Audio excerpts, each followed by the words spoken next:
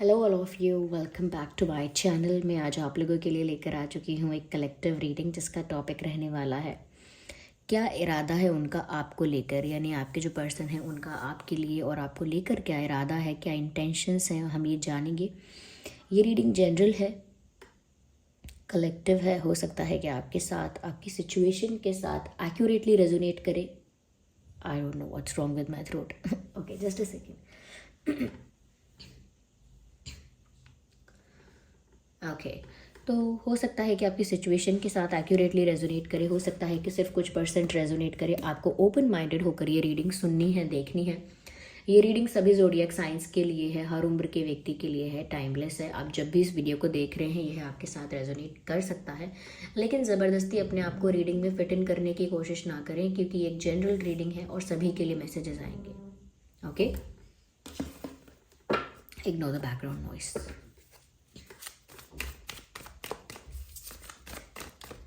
Just try to focus on my voice. Okay, आइए देखते हैं कि उनका क्या इंटेंशन है, इरादा है आपके लिए। Let's do it. Okay, no. Okay, their intentions for you. Hey, I have a card, I need one card.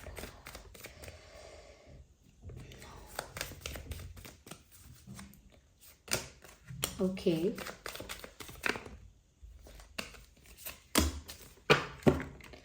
So what are the intentions towards you? देखिए, सबसे पहले जो चीज़ यहाँ नज़र आ रही है वो ये है व्यूअर्स, कि कहीं ना कहीं ये इंसान जो है ये आपके बिना अकेला है। That's the first and foremost thing कि ये इंसान आपके बिना अकेला है। जहाँ भी है, जो भी कर रहे हैं इस वक्त अकेले हैं, अलोन है। और हो भी सकता है कि इन्होंने खुद को जानबूझ के या पर्पसली खुद को अकेला किया है। जानबूझ के खुद को अकेला करने का मतलब ही यहाँ पर यह है कि उनकी लाइफ में चाहे कितने भी ऑप्शंस हैं, कितने भी फ्रेंड्स हैं, but this person is not feeling comfortable with them और they are not fine being with them. Like उनको नहीं पसंद आ रहा किसी के साथ हैंग आउट करना, किसी के साथ सोशलाइज करना या किसी के साथ ज़्यादा इन्वॉल्व होना। They are not liking it. तो उन्होंने खुद ही अपने आप को आइसोलेट कर लिया है, उन्होंने खुद ही अपने रास्ते अलग कर लिए हैं, खुद ही इन्होंने अपने आप को अकेला रखने के बारे में सोचा है। ऐसा लगता है कि कहीं ना कहीं ये पर्सन जो है ये आपकी कमी महसूस कर रहा है या कर रही है। या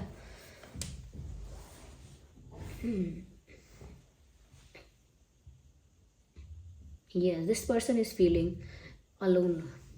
ऐसा लगता है कि उनको ज़रूरत है आपकी। They need you, they need your support, they need your emotional support. चाहते हैं कि इमोशनली उनको आपसे वो सपोर्ट मिले, क्योंकि उनको आपसे ही चाहिए। ऐसा भी हो सकता है कि उनको उनके फ्रेंड्स वगैरह, काफ़ी लोग इनको गाइड करते हैं या इनको समझाने या इनके साथ बैठने या टाइम स्पेंड करने इनके साथ चाहते हैं, लेकिन ये नहीं चाहते या ये नहीं चाहती, तो अकेले ही हैं। और इनका जो इंटेंशन है, जिस तरह से इन कार्ड्स में दिख रहा है, ऐसा लगता है कि सबसे पहले तो ये चाहते हैं कि ये आपके पास जाएं। तो अगर यहाँ पर ये लॉन्ग डिस्टेंस रिलेशनशिप है, जोग्राफिकल डिस्टेंस है यहाँ पे, तो ये इंसान ट्रैवल करके आपकी तरफ जाना चाहते हैं या चाहती हैं। ओके, और अगर यहाँ पर कोई लॉन्ग डिस्टेंस नहीं भी है तो भी ये इंसान आपके पास आना चाहते हैं। तो ऐसा लगता है जैसे आपसे दूर हैं, किसी तरह का फिजिकल जोग्राफिकल डिस्टेंस है, या किसी तरह का इमोशनल डिस्टेंस भी हो सकता है, जिस डिस्टेंस को ये इंसान पसंद नहीं कर रहे। इनको नहीं पसंद आ रहा आपके बीच कैसी भी दूरियां हो, चाहे वो जोग्राफिकल डिस्टेंस है, चाहे वो इमोशनली डिस्टेंस आया है आप लोगों के बीच, दे आर नॉट लाइकिंग। तो ऐसा लगता है कि अगर ये दूर रहते हैं, लाइक किसी और सिटी, किसी और स्टेट या कंट्री में है, तो ये इंसान ट्रैवल करके आपके पास आना चाहते हैं। Yes, they want to reach out to you. ऐसा लगता है कि ये इंसान कहना चाह रहे हैं या बोल रहे हैं, I am trying to reach out to you, okay, but you are out of my reach, you are out of my reach. आप मेरी पहुंच से बाहर हो गए हैं। मैं आप तक पहुंचना चाहता हूँ या आप तक पहुंचने की कोशिश कर रहा हूँ, लेकिन पता नहीं क्यों ऐसा लग रहा है कि जैसे आप मेरी पहुंच से बाहर हो गए हैं। तो हो सकता है व्यूअर्स के इन्होंने कोशिश की है आप तक पहुंचने की या कहीं ना कहीं आपको अप्रोच करने की, पर उनको बहुत डिफ़िकल्ट और बहुत चैलेंजिंग लगा है। It was not easy for this person. तो चैलेंजिंग रहा है, लेकिन फिर भी आपके बिना इनकम्प्लीट हैं ये। यहाँ पर मुझे ऐसा भी लग रहा है बहुत ठंडे दिमाग से, बहुत शांति से सोचने की कोशिश करते हैं। ये खुद नहीं चाहते कि जल्दबाजी में या कहीं ना कहीं ज़्यादा इमोशनल होकर, या ज़्यादा क्योंकि ज़्यादा अकेला फील कर रहे हैं, ज़्यादा लोनलीनेस इनकी लाइफ में हो गई है, तो उस वजह से अचानक से कोई डिसीजन ले नहीं। ये इंसान मुझे लगता है काफ़ी कॉन्शियसली सोचने वाला पर्सन है, तो बहुत ठंडे दिमाग से, सेंसिबली, बहुत ज़्यादा पीसफुल माइंड के साथ ना ये सोच विचार कर रहे हैं, कॉन्शियसली सोच रहे हैं, कुछ भी नहीं करना चाहते, जस्ट लाइक दैट, कुछ भी करके पछताना नहीं चाहते। बहुत शांति से ये इस बारे में सोचते ज़रूर हैं, इस बारे में प्लान करने का ज़रूर ट्राई करते हैं कि एग्जैक्टली इनको करना क्या चाहिए, लाइक है क्या वो चीज़ जो इनको करनी चाहिए। तो इनका इंटेंशन जो है वो साफ साफ दिख रहा है व्यूअर्स कि इस रिश्ते में अगर कोई प्रॉब्लम्स हुई हैं, कुछ इश्यूज अगर हुए हैं, तो ये उनको रिजॉल्व करना चाहते हैं। कुछ मिस्टेक्स हुई हैं तो उनको भी ठीक करना चाहते हैं। They want to fix these issues. तो जो भी मिसअंडरस्टैंडिंग है, कॉन्फ्लिक्ट है, इश्यूज हैं, whatever the problem is, they want to fix it, they want to resolve the issue. तो वो चीज़ों को ठीक करना चाहते हैं, मिस्टेक्स को भी, क्योंकि उनको रियलाइजेशन है अपनी, अगर कोई गलती भी है तो वो उसको भी रिजॉल्व करना चाहते हैं। और ऐसा लगता है जैसे ये इंसान कहना चाहता है, I can fix this, let me fix this, मैं इसको ठीक कर सकता हूँ, मुझे इसे ठीक करने दो, allow me to fix this, मुझे अलाउ करो कि मैं इसे ठीक करूँ। तो कहीं ना कहीं ये इंसान ठंडे दिमाग से, शांति से यही सोचते हैं कि इनको आपके पास जाना चाहिए, और बहुत ही स्वीट पोलाइट जेस्चर से, जैसे कहते हैं ना कि कोई काम आप डांट के, गुस्से से, या लड़ झगड़ के, या सैड होके नहीं करवा पाओगे आप किसी से। अगर सच में आपको कुछ करवाना है या करना है, तो आप अगर पोलाइटली, प्रेम से, शांति से, विनम्रता से करोगे तो हो जाएगा। तो वैसे ही ऐसा लगता है ये इंसान बहुत पोलाइटली, स्वीटली, और हो सकता है बहुत प्यार से और बहुत ध्यान से, केयर से, रिस्पॉन्सिबिलिटी के साथ चीज़ों को सॉल्व करना चाहते हैं। कहीं ना कहीं अपनी गलती भी एक्सेप्ट करते हुए और अपना इंटेंशन क्लियर करते हुए कि फिर भी वो आप दोनों के बीच पीस चाहते हैं, हार्मनी चाहते हैं, और एक अच्छा तालमेल चाहते हैं। They don't want to give up on you. वो आप पर गिव अप नहीं करना चाहते, वो आप पर क्विट नहीं करना चाहते। जैसे हम किसी चीज़ पर बहुत मेहनत करते हैं, लेकिन जब वो चीज़ हमको रिजल्ट ही नहीं देती, या हमको लगता है हमारी मेहनत व्यर्थ जा रही है, तो हम उस चीज़ पर फिर गिव अप कर देते हैं। I am giving up, I quit this game. लेकिन यहाँ पर ये इंसान ऐसा नहीं है कि ये गिव अप कर रहे हैं। They will keep on trying, लेकिन उससे पहले कोशिश तो करते रहेंगे ये पर्सन, लेकिन जो भी करेंगे बहुत सोच समझ के करेंगे। जल्दी से कुछ नहीं करने वाले, सोच समझ के करेंगे। और जो भी एक्शन या डिसीजन लेंगे, वो डिसीजन सच में उतना ही अच्छा होगा। जितना टाइम उन्होंने लिया है वो डिसीजन लेने के लिए, वो डिसीजन उतना ही अच्छा होगा। तो ओवरऑल इनका जो इंटेंशन दिख रहा है, इनका इरादा दिख रहा है आपके लिए, वो यही है कि वो आपकी तरफ आकर चीज़ों को सॉल्व कर लें, क्योंकि वो आप पर गिव अप नहीं करना चाहते, आपको खोना भी नहीं चाहते। दैट इज़ वेरी क्लियर है। आइए यहाँ पर मैं और सिचुएशन को क्लियर करने की कोशिश करती हूँ दूसरे डेक के साथ। ओके ओके, देखते हैं यहाँ पे और क्या मैसेजेस हैं, यहाँ पे और क्या क्लैरिफिकेशन हमको मिलेगा।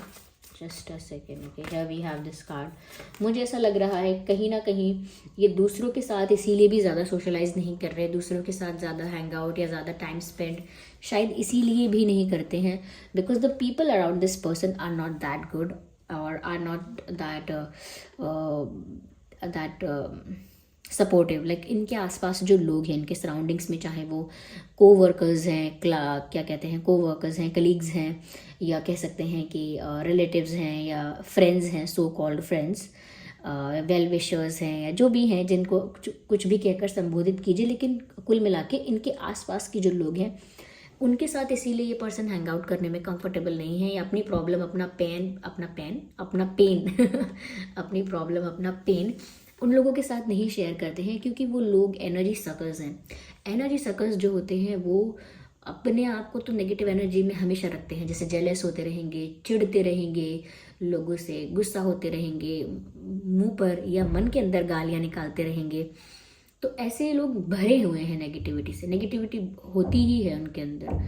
तो जब वो ऐसे किसी पर्सन को देखते हैं जो थोड़ी लाइट एनर्जी का है, पॉजिटिव एनर्जी का है, जिसका ऑरा क्लीन है, तो उस पर्सन को नेगेटिविटी से भरने के लिए या कहीं ना कहीं उससे जेलस होने के लिए जेलस हो जाते हैं, या उनको मोटिवेट नहीं कर सकते, सपोर्ट नहीं कर सकते, उल्टा उनको एनर्जेटिकली एग्जॉस्ट कर देते। जैसे कि आप दुखी थे, आप अपने फ्रेंड के पास गए, आपने अपने फ्रेंड को बताया देखो ये बात है मेरे साथ, मुझे इतना दुख है, इतना टेंशन हो रहा है। आपका फ्रेंड अगर इस तरह से एनर्जी सकर है, नेगेटिव एनर्जी वाला है, तो वो क्या करेगा, आपको भी ना नेगेटिव पॉइंट्स बता देगा, कहेगा हाँ यही होता है, और ये इंसान तो देखना तुम्हारे साथ इतना बुरा किया, ऐसा और बुरा होगा, देखना तुम कहीं के नहीं रहोगे। मतलब वो आपको इस तरह का पॉइंट ऑफ व्यू या अपना परसेप्शन समझाएगा कि आपको लगेगा कि मुझे लग रहा था मेरे साथ जितना गलत हुआ है उससे ज़्यादा गलत हुआ है मेरे साथ, मुझे ज़्यादा दुखी होना चाहिए, मेरी लाइफ ज़्यादा बर्बाद हुई है। सच बात है, अब तो मेरे बारे में लोग गॉसिप करेंगे, आप सोच भी नहीं रहे होंगे कि लोग क्या सोचेंगे आपके बारे में, लेकिन दूसरे लोग आपको बोलेंगे अरे लोग क्या कहेंगे तुम्हारे बारे में, सबको पता चल गया, सब जानते हैं ये है वो है, सबको तुम्हारी वीकनेस पता चल गई, या तुम्हारा झूठ पता लग गया, ये हो गया वो हो गया। तो जितना नेगेटिव आपने सोचा भी नहीं था उतना नेगेटिव आपको समझाएंगे, बताएंगे। कहीं ना कहीं वो ये भी बोलेंगे कि इससे आपके करियर पर अफेक्ट पड़ेगा, अरे आपका क्या होगा, ये होगा वो होगा, और आपके बारे में और बुराई कर देंगे, जिससे आपको डाउट हो जाएगा कि मेरी लाइफ कितनी गरीब, कितनी खराब है, कितनी खराब है या कितनी बेकार है। तो ऐसे लोगों को मैं नेगेटिव बोल रही हूँ, और ऐसे लोग इनके आसपास है, तो इनको नहीं चाहिए कि मैं ऐसे लोगों को बोलूँ, फिर ऐसे लोग मेरी ही बात के मज़े लें आई मीन कि मेरी प्रॉब्लम तो सुन लें, लेकिन बाद में मेरी प्रॉब्लम का ही गॉसिप करें, मेरी प्रॉब्लम के बारे में ही चर्चा करें, एंटरटेनमेंट हो जाए उनके लिए, चर्चा का विषय हो जाए, कुछ मनोरंजन हो जाए, तो वो नहीं चाहते। तो उनके आसपास जो लोग हैं ना व्यूवर्स, वो सपोर्टिव नहीं है, वो इनको एनर्जेटिकली ज़्यादा टेंशन दे देते हैं, ज़्यादा नेगेटिव फील कराते हैं, ज़्यादा डीमोटिवेटेड और अंडर कॉन्फिडेंट फील कराते हैं। So here we have a card, लेकिन आपके पर्सन आपको कोई मैसेज भेजना चाहते हैं। यस, वो आपको कोई मैसेज, कोई संदेश भेजना चाहते हैं। ऐसा लगता है कि उनके मन में बहुत सारी बातें हैं, या एटलीस्ट कुछ बातें हैं जो वो आपसे शेयर करना चाहते हैं, आपको बताना चाहते हैं। तो कोई संदेश ये इंसान आपकी तरफ भेजना चाहता है। हम लास्ट में 100 मैसेजेस ले लेंगे कि क्या है 100 मैसेजेस आपके लिए, कि क्या संदेश आपको भेजना चाह रहे हैं, जिससे हमें कुछ तो पता लगे। ओके, तो कुछ बात ही आपसे कहना ज़रूर चाहते हैं, चाहे अपना दुख शेयर करना चाहते हो या अपनी फीलिंग्स शेयर करना चाहते हो, बट देयर इज़ समथिंग जो ये इंसान आपसे शेयर करना चाहते हैं।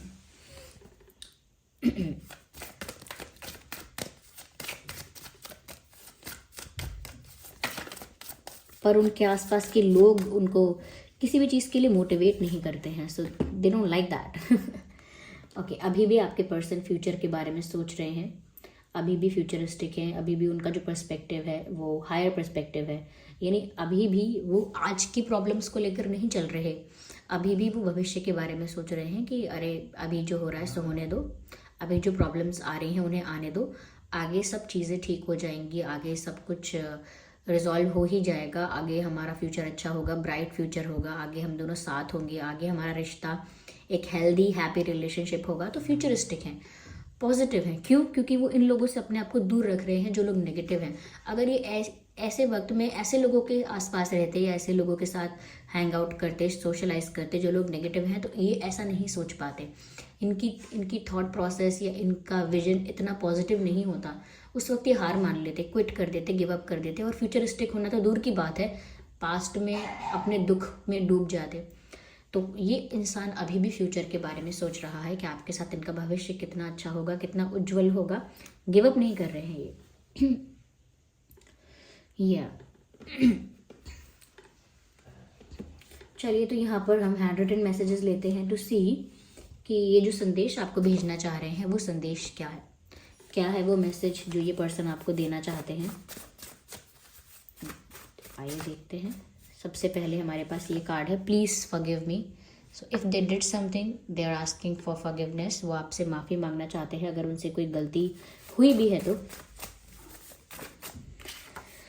ओके, ये कार्ड पॉप आउट हुआ है जो कहता है तेरा ना होना जाने क्यों होना ही है। मगर इसका मतलब ये है कि अगर आप उनके पास फिजिकली प्रेजेंट नहीं हैं फिर भी आपके आपके प्रेजेंस को वो फील कर सकते हैं। ओके, तो ये एक सॉन्ग के लिरिक्स हैं, एक गाने में आती है ये लाइन।